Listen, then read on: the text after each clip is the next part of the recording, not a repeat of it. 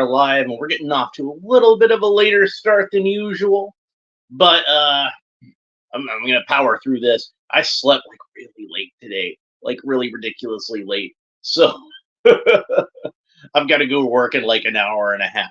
So we're gonna go ahead and watch this episode of Batman the Animated Series, and this is Off Balance. Now, this is the first episode of BTAS to feature the character of Talia, who is the daughter of Ra's al Ghul, who is one of Batman's, biggest enemies in the comics. Like up to this time, if you'd ask your average man on the street who's the most, who's Batman's biggest enemy, they'd probably say the Joker, because he was just in a movie with Jack Nicholson, and he was on the TV show with Burgess Meredith, like Cesar Romero played the Joker on that. I remember that. Like I think in some cartoons or something. I had an action figure of him. Squeeze his legs together, swing a hammer. That was pretty cool. So yeah, I remember the Joker. But Ra's al Ghul had not really appeared in any media at all up until this point, except for the comic books. So, and then later on would go on to be the main villain of Batman Begins. So, and Talia, spoiler warning, spoiling the worst kept secret plot twist there ever was. Talia was one of the main villains in The Dark Knight Rises, played by, what was her name? Marion Cotillard, I think was her name. French actress. I'm not sure if I'm pronouncing that name correctly. Very talented, very lovely actress. Did a great job playing Talia. She was announced to play the character of what was that character's name? Like Miranda Tate or something like that. And I think that was a stealth Adam West reference, because he actually sang a song in the character of Batman called Miranda in the 1960s. So I think that might have been a joke on that. Like Christopher Nolan is such a stealth 1966 Batman fan. Like he's like, you never hear him admit it, but he is. So yeah, Talia, very important character in the comics. Probably besides Catwoman, probably the most prominent love interest character that Batman ever had, and another example of the love interest slash adversary, which I think honestly works out best for Batman, considering all his issues with abandonment and whatnot. So let's go ahead and get started. So when we were kids and we were watching this, I think this is where my sister became kind of fascinated with this character, and she's actually a really big Talia fangirl. Asked to read any comics that I had that had her in it, so I let her read all the the old Neil Adams, Denny O'Neil stories, including the one that this story was based on. Neil Adams didn't draw that one. He drew Raish's first appearance, but I think he probably designed Talia. I think it was Bob Brown that illustrated that one.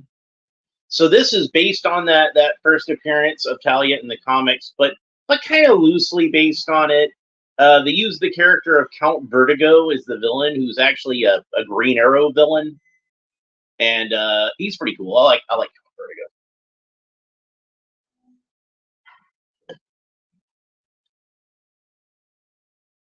But when I was talking with my mom and my sisters about Batman, like written by Len Wein and directed by my boy Kevin Altieri, so this should be good. And there's the Statue of Liberty, which is where the comic book begins. Fight at the Statue of Liberty. Kind of thinly veiled Statue of Liberty, because it's supposed to be in Gotham City, but we know it is. And there's Tim Burton. You tricked me. What do you want? Information on the Society of Shadows. Word is they started operating. So you hear them called the Society of Shadows in this. In the comics, they were known as the League of Assassins. And in the Christopher Nolan movies, they're known as the League of Shadows. So another influence that Batman the Animated Series would have had on the Christopher Nolan films. And here comes one of those assassins right now. Or one of those shadows, if you prefer. But yeah, I was talking with my mom and my sisters and about Batman, and the subject of Damian Wayne came up, and I said to my mom that, like, you know he was the son of Batman and Talia, and Valerie's like, as it should be. She's very much like OTP about those two. I'm more of a Catwoman guy. That's just me. I like Talia though. Talia's an interesting character.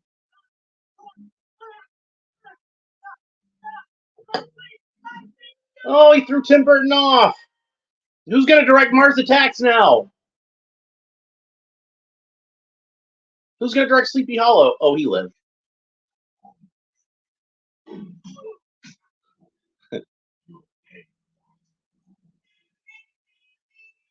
And Batman, can he dodge it? He dodged it, but it was a grappling hook.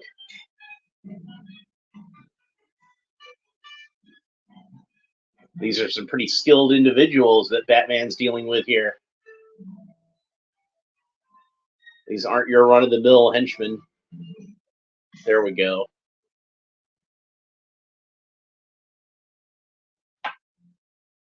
And a few years after this, the X-Men would fight Magneto on top of the Statue of Liberty.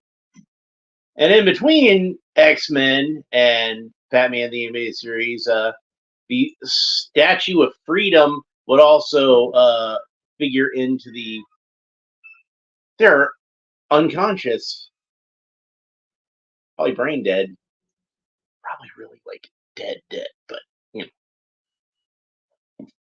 And there's Talia. But yeah, we would see the Statue of Freedom in Batman Forever.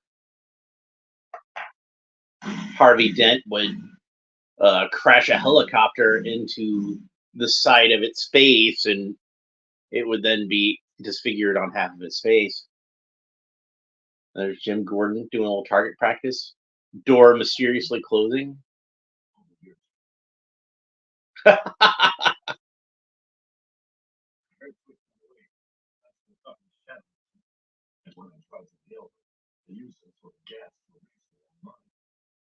Yeah, erase their own minds by dying. We know what really happened.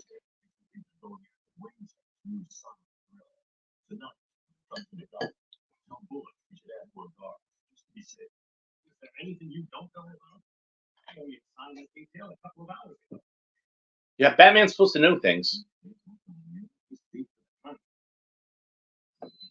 Teenagers, you got to nail their fins to the floor.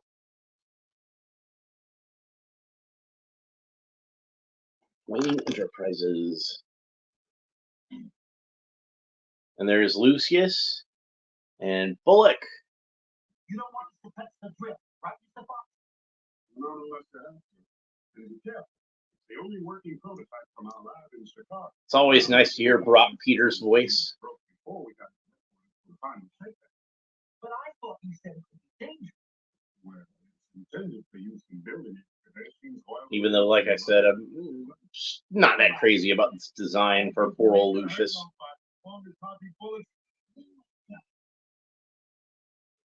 You were saying, Bullock? Something's making them go off balance.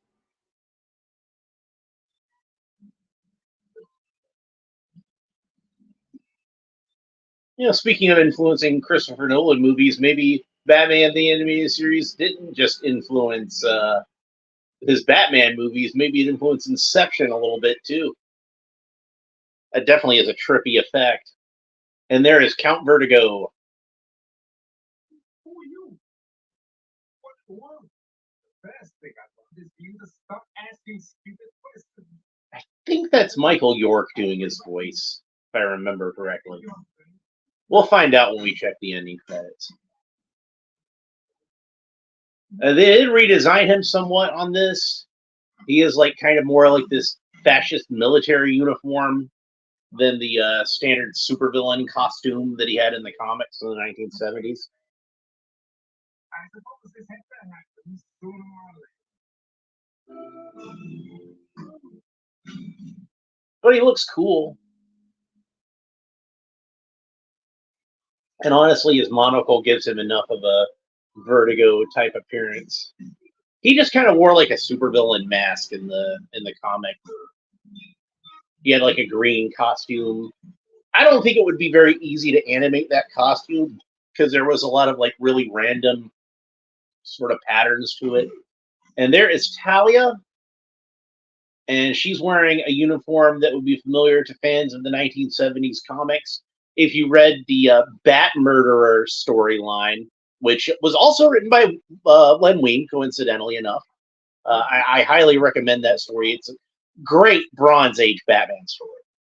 And the first story I ever read with Ra's al Ghul, by the way.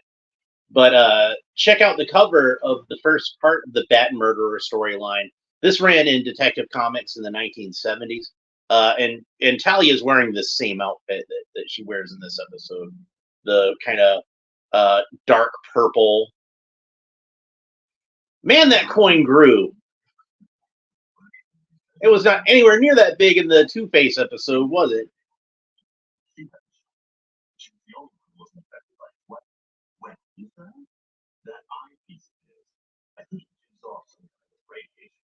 It must distort visual perception and sense of balance, create the illusion that everything around you is A sense of vertigo, if you will.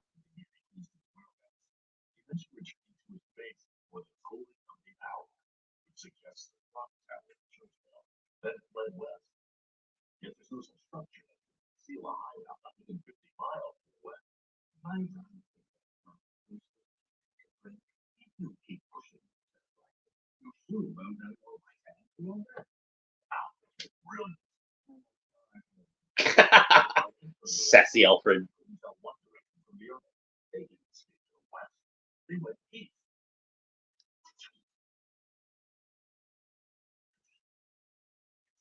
There. That's the place.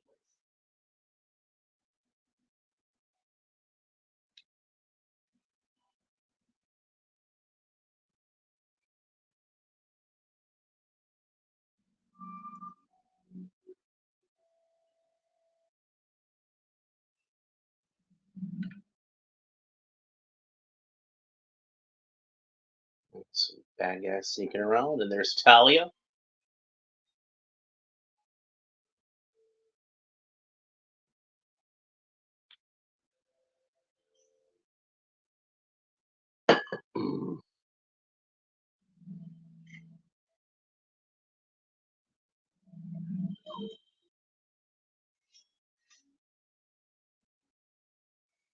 So I guess Talia wasn't working with those guys, was she? Or at least not the way that Batman thinks. You know, I was thinking that her gloves and her boots were supposed to be gray, but looking at the sheen on them, it almost now looks like they're supposed to be silver. Which might be kind of a cool look. Yeah. Oh, that's a great shot. And the music, everything just came together right there.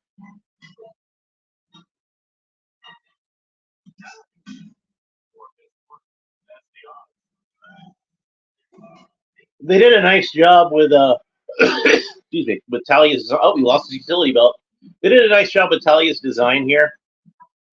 I like the Veronica Lake thing they got going on with her hair, and she's got the cheekbones, and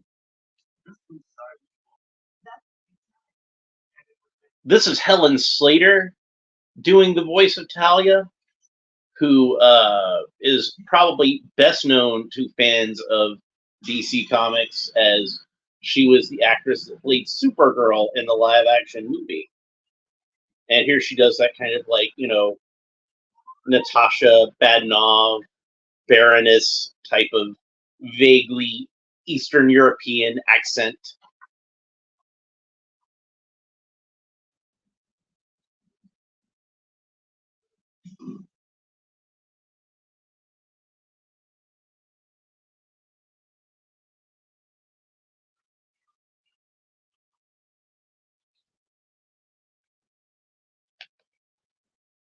He's unconscious. And if you're sharp-eyed, you can tell you can see his neck. Like you can't usually see his neck. And And she took his mask off. What happened to my mask? What have you done with it? Easier to clean your wounds this way. Then you know that I'm Hush. Who knows what other ears may be listening? just who are you? Now, in the comic book, she played dumb at that part, And I too have business with the Society of Shadows. What kind of acted like she didn't know who Bruce Wayne was. Such as I imagine ours. But I suspect, since Ra's al Ghul has already figured out who Bruce Wayne is at this point, then she probably also knows. I appreciate the sympathy. But what we need right now is a lot. I know. And of course, when we have the episode that features Ra's al Ghul, we'll realize why he felt it was advantageous to keep that secret to himself. He's not your typical Batman. Now come, quickly. There's no telling what evil Vertigo may do with her sonic device. Sounds like you two. Yes, the man was until Father of Glass Paper recognized the blackness of the fool. Excommunicated from the League of Shadows. When he learned of Vertigo's intentions, my father sent me as his emissary to keep the device out of Vertigo's hands. How kind of Hmm. you. Why should your father want to get that? Because he is concerned for all humanity. In a skewed sort of way. It leads to the lab. What?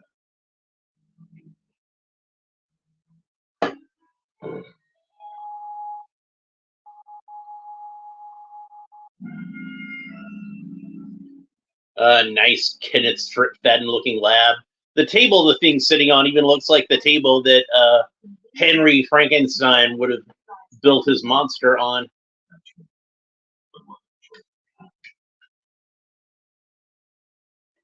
Nice dramatic shot of them stepping over the threshold. And now everything is off balance. You're quite right. I have been Nice creepy shot of Count Vertigo. Tying Vertigo in with Ra's al Ghul is kind of an interesting concept, and I think it works.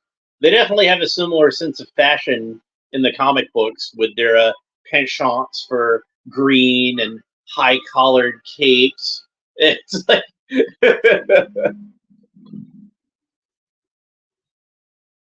Of course, he doesn't dress quite like that in this, like I pointed out, but... maybe not. You see, you have to get past this room alive. And that makes it difficult. Considering this entire laboratory has been Yes, that very German accent. and in case you think that once I go, by his orienting effect will go with me. You know, going back to X-Men, his outfit isn't too dissimilar from what Magneto wore in the X-Men movies. So maybe this episode was an influence on Bryan Singer. But the fight on the Statue of Liberty and the kind of fascist uniform Count Vertigo was wearing there. Yeah. They didn't even bother to draw Batman's emblem in since he's getting all flipped around. Just has like this yellow oval on his chest.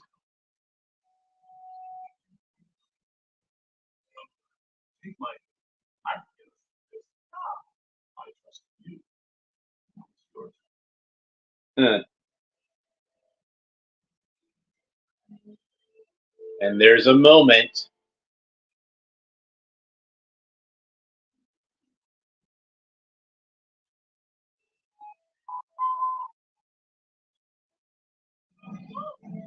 job.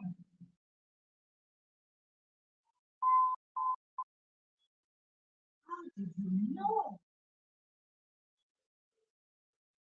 Does not answer.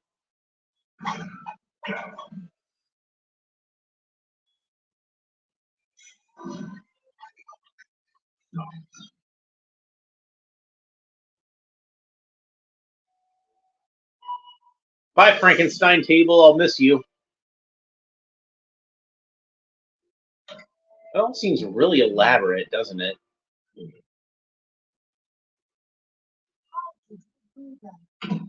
Simple. I just kept my eyes closed. You what?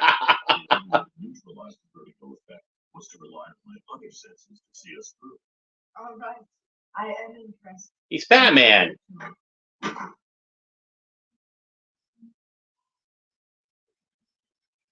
Cunning and resourceful.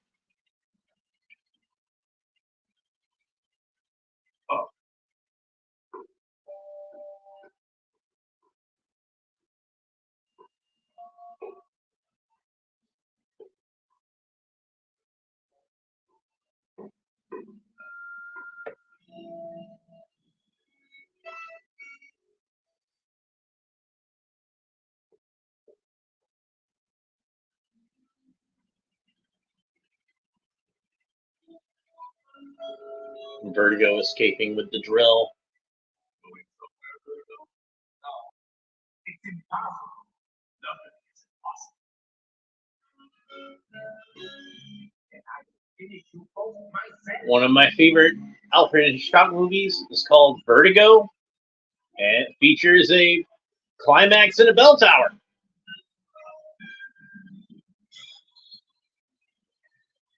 And you can see how he would be concerned about keeping this thing out of the wrong hands.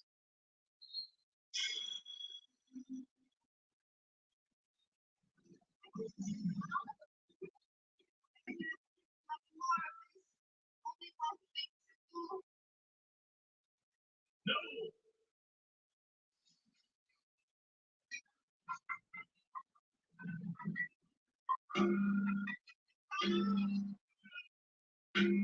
Pretty clever of her, huh?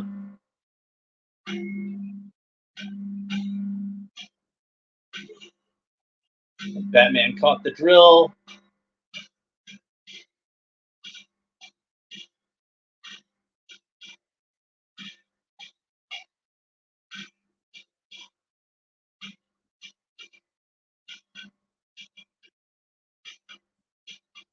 And he falls off the edge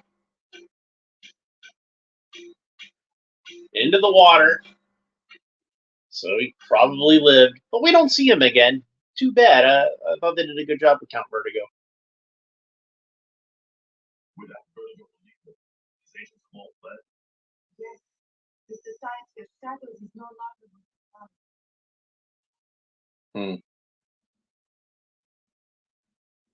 Well, I've got to get this back to Gotham City. Wait. I can't let you leave like this. Not with the drill. She's a bad guy. I thought signs were up. I should have known better. Considering you knew where everything was in the monastery. How could you have? Unless you were one of them. The bitterness in his voice when he says that.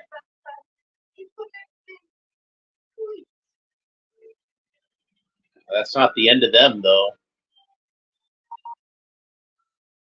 This is not over.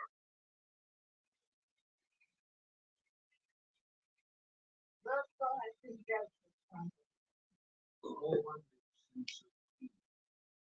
In your mission, a complete success. I secured this just as you asked. then choose a time to test it. Must be certain to survive. David Warner is Ra's al Ghul. Such a great actor. Perfectly cast. And then she goes to test out the laser drill. And it breaks down because of the thing Batman's stuck in the barrel.